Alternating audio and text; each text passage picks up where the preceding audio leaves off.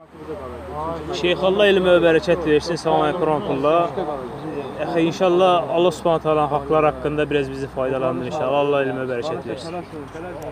İnnel hamdəlillah nəhməduhu və nəstəinuhu və nəstəğfiruhu və nə'udzu billahi min şururi anfusina və min seyyiati a'malina. Men yehdihillahu fela mudille lahu və men yudlil fela hadiye lahu. Ve eşhedü en la ilahe illallah vahdehu la şerike lahu ve eşhedü enne Muhammeden abduhu ve resuluhu. Ve sallallahu aleyhi ve ala alihi ve sahbihi ve selleme teslimen kesiren ila yevmiddin ve ba'd. Kardeş soruşur ki Allah Teala'nın hakları barədə. Resul sallallahu aleyhi ve sellem bir gün Muaz bin Cəbələ deyir ki, hansı ki Muaz bin Cəbəl deyir ki, mən Resul sallallahu aleyhi ve sellemin tərkindəydim, mənə belə dedi. Ey Muaz, bilirsənmi Allahın qullar üzərində olan haqqı nədir? Dedim ki, Allah və Rasulü bilir. Dedi, bilirsənmi qulların Allah üzərində haqqı nədir? Dedim ki, Allah və Rasulü bilir. Və Rasul sallallahu aleyhi və səlləm buyurdu ki, Allahın qullar üzərində olan haqqı odur ki, ona ibadət etsinlər və ona heç bir şey şərik qoşmasınlar. Qulların Allah üzərində olan haqqı odur ki, onlar madəm ki Allaha ibadət edir və ona heç bir şey şərik qoşmurlar, onları bağışlayıb cənnətə daxil etsin. Muaz bin Cəbəl deyir ki, radiyallahu anhu, ey Allahın Rasulü, izin ver bunu insanlara xəbər verin bu müjdəni. Rasul sallallahu aleyhi ve sellem buyurur ki, demə ki, arxayınlaşıb əməli tərk etməsinlər. Yəni, birdən sual yarana bilər ki, yaxşı, necə oldu, bəs bu yayıldı? Muaz bin Cəbəl elmi əmanət olaraq ki, yəni elmi çatdırmaq yönündən ömrünün sonunda bu hədisi danışır. Ömrünün sonunda bu hədisi danışır ki, elmi özündə gizlədib saxlanır. Çünki elmi gizlətmək də böyük günahlardandır. Və hədisdən göründüyü kimi Allahın qullar üzərində və qulların da Allah üzərində haqları vardır. Sözsüz ki, Allahın üzərində heç bir şey vacib deyildir. Lakin bu Allah Taala'nın öz rəhmətindən, fəzilətindəndir ki, üzərinə qulların haqqını götürmüşdür. Allahın haqqına gəldikdə odur ki, insanlar ona ibadət etsinlər. Və qalə rabbukum ud'uni. Allah Taala buyurur ki, de ki, mənə ibadət edin. Rəbbiniz deyir ki, mənə ibadət edin. Allah Taala bizə əmr eləyir ki, biz Allaha ibadət edəyik. Və nəinki ibadət eləyək və ibadətlərimizdə onu təkləşdirək və ona heç bir şeyi də şərik qoşmayaq. Necə ki, Fatihə surəsində deyirik, İyyəkə nə'budu və İyyəkə nəstəin. Bu özü bütövlükdə ubudiyyəni, uluhiyyəni öz içinə alır və bütün növləri ilə Fatihə surəsində olan bu ayə ki, yalnız və yalnız sənə ibadət edir və yalnız səndən kömək diləyirik. Kömək diləyirik. Həqiqətən də qulun Allahla arasında olan əlaqəsi bu şəkildə olmalıdır. Ona ibadət edərkən onu təkləşdirməli və ona heç bir şeyi də şərik qoşmamalıdır. Və bu da Allahın ən əsas haqqıdır ki, bütün qulları üzərində. Bütün qulları üzərində. Və ona görə də Şeyxülislam Muhammed ibn Abdülvahhab rahimehullah Təvhid kitabını belə adlandırır. Allahın qullar üzərində olan haqqı. Allahın qullar üzərində olan haqqı. Çünki həqiqətən də ən böyük haqqdır qullar üzərində. İnsanlar təvhidlə Allaha ibadət eləsinlər. Və bu ibadətlərində səbirli olsunlar. Və həmçinin də davamiyyətli olsunlar. Səbir edərək davam etsinlər. Və bu da kifayət deyil. Beləcə də insanları bu ibadətə çağırsınlar. İnsanlar da Allahın təkliyinə çağırsınlar. Çünki insan elə düşünməsin ki, o elə tək Allaha ibadət eləməklə onun boynundan məsuliyyət qalxır. Xeyr. İnsan bildikdən sonra ki, onu yaradan Rəbbi var və ibadəti, itaəti yalnız və yalnız haqq eləyən odur, bildikdən sonra artıq əməl etməlidir. Və əməldə də səbr etməlidir. Və ondan da sonra gələn mərhələ nədir? Həmin o etdiyi şeyə insanları dəvət eləməlidir. Çünki Allah Taala peyğəmbərlər göndərmiş və o peyğəmbərlərə əmr etmişdi ki, tək olan Allaha ibadət edib ona heç bir şey şərik qoşmasın. Və bununla yanaşı əmr etmişdi ki, onlar da təbliğ eləsinlər. Və bu təbliğatda da insanları məcbur eləmək yoxdur. Hətta Peyğəmbərimiz Muhammed sallallahu aleyhi və səlləm baxmayaraq ən sonuncu Peyğəmbərdir və bütün bəşəriyyətə göndərilib, onun haqqında Allah Teala buyurur ki, وَمَا عَلَيْكَ إِلَّا الْبَلَاغ. Deyir, sənin üzərinə düşən yalnız və yalnız təbliğ eləməkdir. Yalnız və yalnız təbliğ eləməkdir. Yəni, hidayət Allahdandır. Onlar icabət eləyir, eləmirsə, bu Allahla onlar arasında qalır. Sənin üzərinə düşən yalnız və yalnız təbliğ eləməkdir. Qullestu aleykum vəkilə. Allah təala buyurur ki, deyir ki, mən sizə vəkil deyiləm. Yəni, sizin etdiyiniz əməllərə mən cavabdeh deyiləm. Sizi nə gözləyirsə, ondan da sizi mən qurtara bilməyəcəm. Yəni, mənim üzərimə düşən yalnız demək və qorxuzmaqdır. Müjdələmək və qorxuzmaqdır. Və həqiqətən də Allah təala peyğəmbərləri göndərəndə, aleyhissalam cəmiyə, onları göndərib qorxuzan və müjdələyən. Və onlar da qorxuzmağı nədir? Tək olan Allah'a ibadət eləmək, Allahın haqlarını ödəmək. Və belə olarsa cənnət gözləyir. Bu müjdədir. Və əksi isə cəhənnəm gözləyir, hətta əbədi cəhənnəm. Və bu da nədir? Qorxuzmaqdır. Nəziran və bəşira. Bəşira və nəzira. Müjdələyən və qorxuzan. Birinci müjdələmək gəlir, fikir verirsinizsə.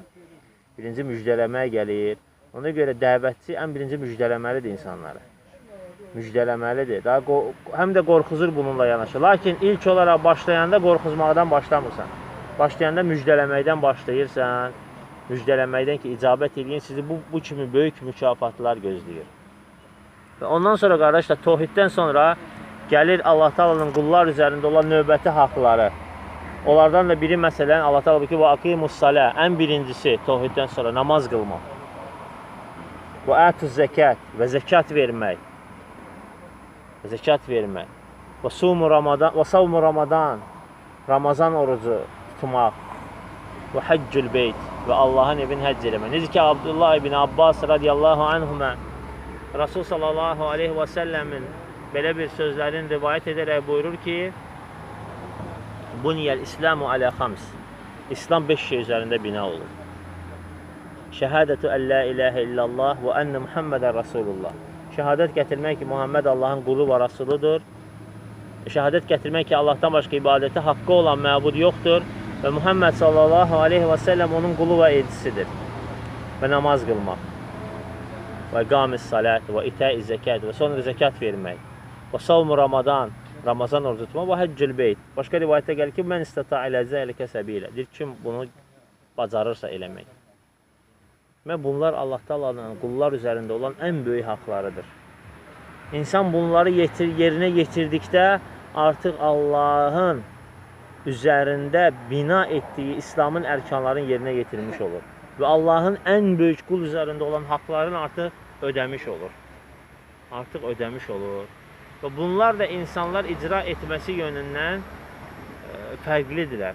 Məsələn, tohid barədə insan mükəlləfdir. Madəm ki, ağlı başındadır, yetkinlik yaşına satıb, mükəlləfdir tohid barədə. Bilməlidir və əməl etməlidir və dəvət eləməlidir. Sonra gəlir namaz. Namaz da eləcək. Namazın sadəcə şərtləri biraz başqadır.